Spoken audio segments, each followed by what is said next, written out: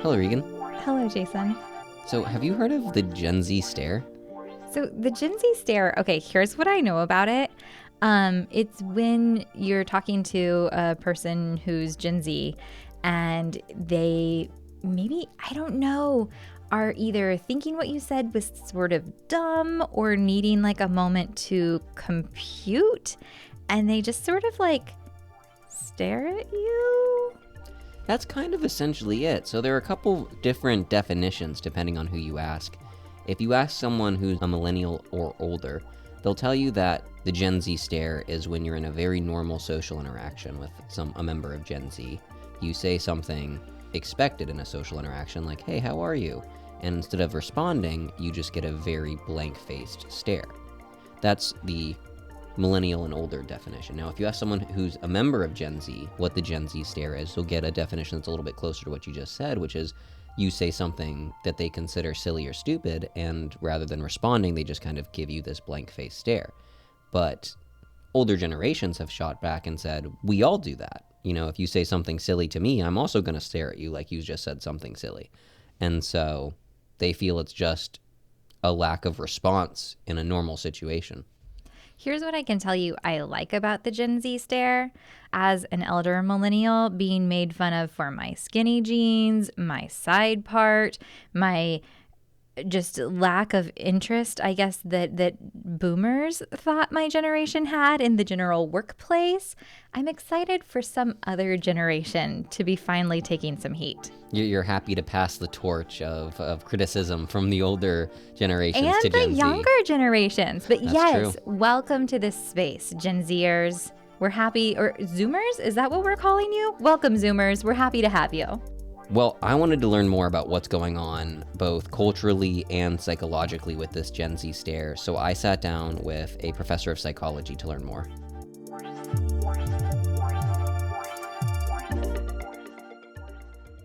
Hello, my name is Tara Well. I'm an associate professor of psychology at Barnard College of Columbia University in New York City. And my research specialization is self-perception, particularly mirrors, and how we mirror each other and also communicate using face-to-face contact. Absolutely. So, hello, Professor Well. I really appreciate you joining me today. Thank you. Thank you for the invitation.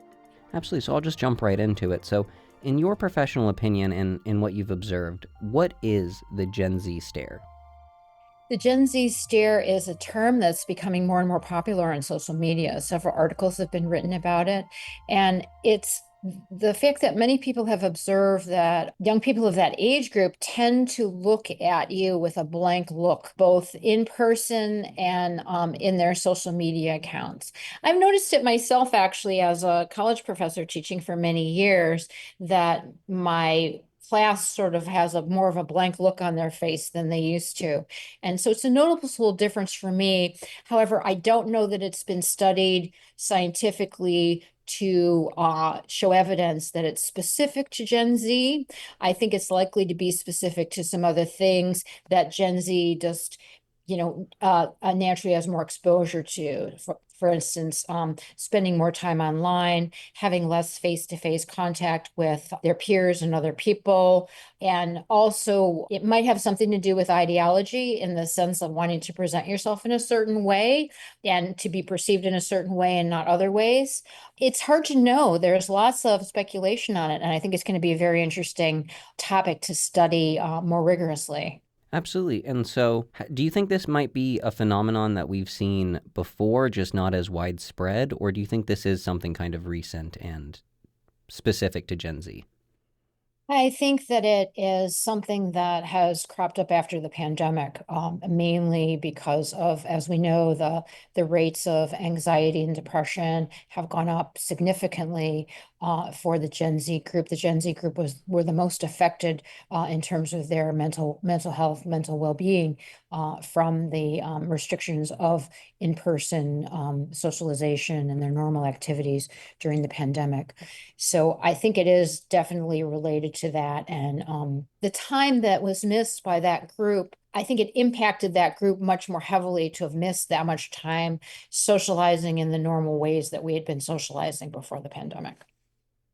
Assuming that this Gen Z stare is something real and recent, what other than you've gotten kind of into this with the pandemic, but what could be some other potential causes? I mean, with the pandemic involved, what specifically? It seems the isolation and the lack of contact are two of the biggest reasons you think. Yeah, I mean, and it's also hard to know, whether it's ironic or authentic, how much self-awareness people have around their neutral facial expressions.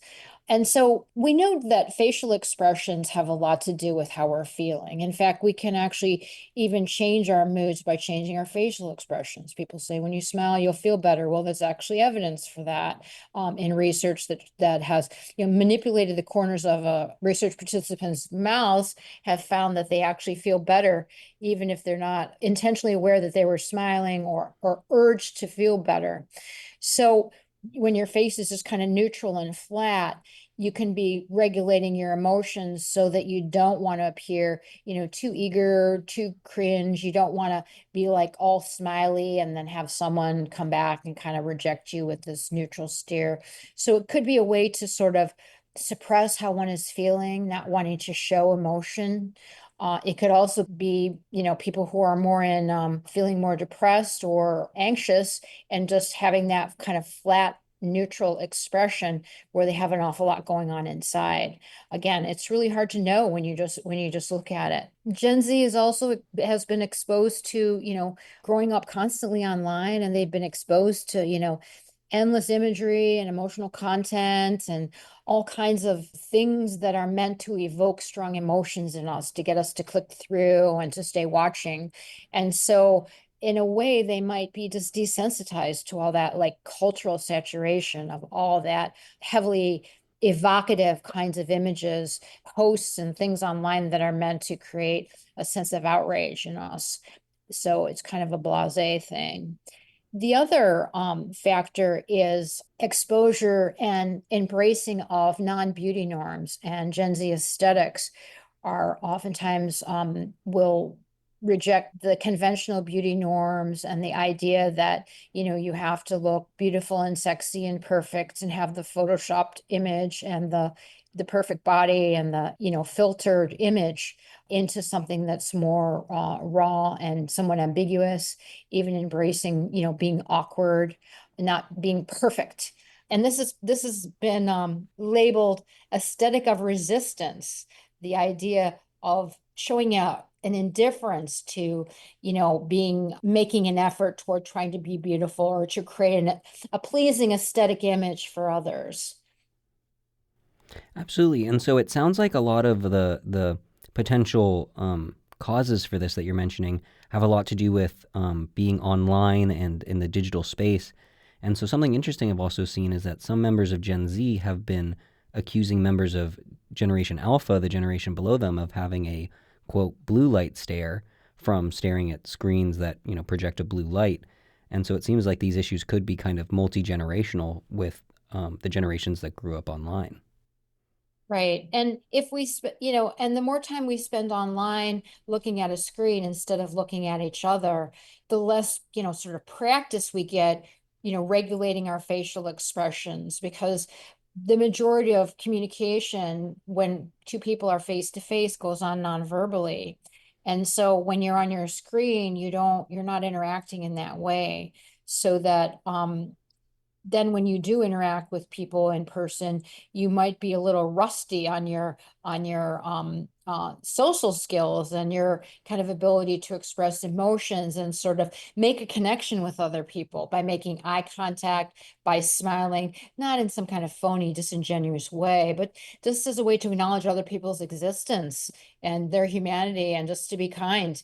We seem to be doing less of that. And again, I think it's because in some ways we're out of practice, and that can be true for everyone who's spending more time online, but I think it's particularly affecting younger people, and certainly Gen Alpha probably too, as well as Gen Z, um, because the brain is still developing up until 25 years of age. So a lot of times, how we regulate our emotions, how we come to, solve problems, use critical thinking skills, evaluate social situations.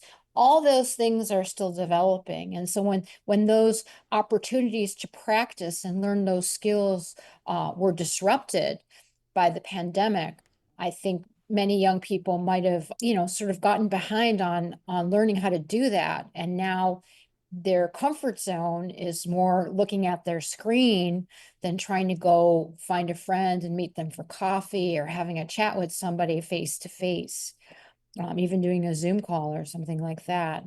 There is some evidence that people enjoy posting photos of themselves, but again, are they, the question is sort of unknown in terms of what is the intention?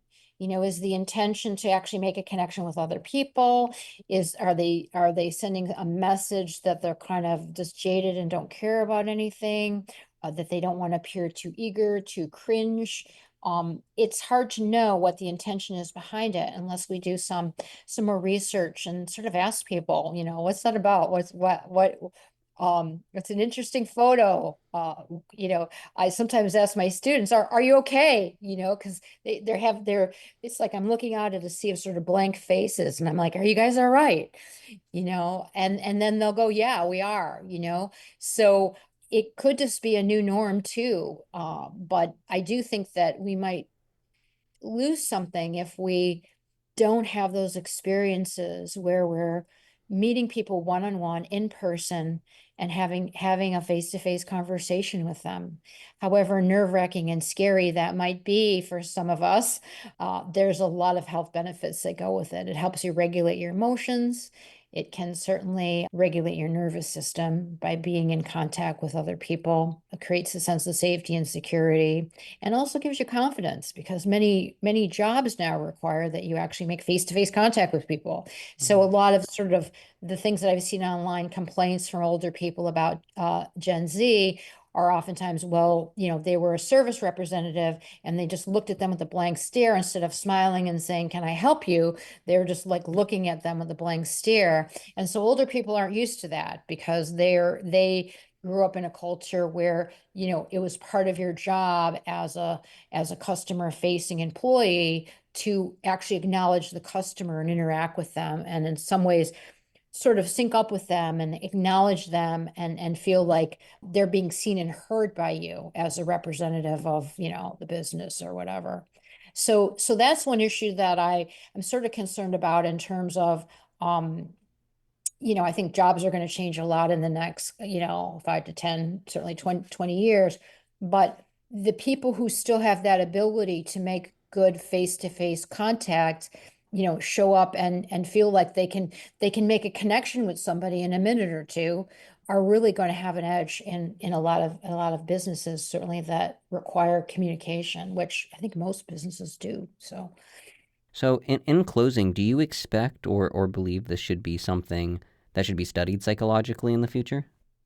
I definitely do. I don't think the Gen Z stare is like that in and of itself, but I think it's sort of a symptom of what might be going on at a cultural level, but also I'm more concerned about a psychological and a neuropsychological level because there's, again, a lot of things that happen that help us to regulate our emotions and feel safe and comfortable with other people by face-to-face interaction. And so when you do see someone with that blank stare, it can be a little disconcerting. And so you kind of wonder, well, what's happening with that person? And so I'd love to see some neuroscience scientists do some research on the stare, what's happening in the brain when people are engaging in the stare, and also how it's affecting other people who are kind of being looked at in this way. And that way we'll know for sure. We'll know if it's just maybe we're just again shifting away from the norm of having to be pretty and happy and open and receptive to everyone we meet, or whether it's something deeper in terms of it, like kind of like a more of a crude emotion regulation strategy in which you just keep your face completely neutral so you don't feel anything. So I think the whole concept of the Gen Z stare raises a lot of questions about face-to-face contact and our emotion regulation and how we socialize and how we conceptualize socialization and how we value it in our society. Absolutely. Well, Professor Well, thank you so much for taking the time to speak with me. I learned a lot about what might be going on behind this Gen Z stare, and I hope our audience did as well. But thank you again so much for joining me for this conversation. You're welcome. It was my pleasure.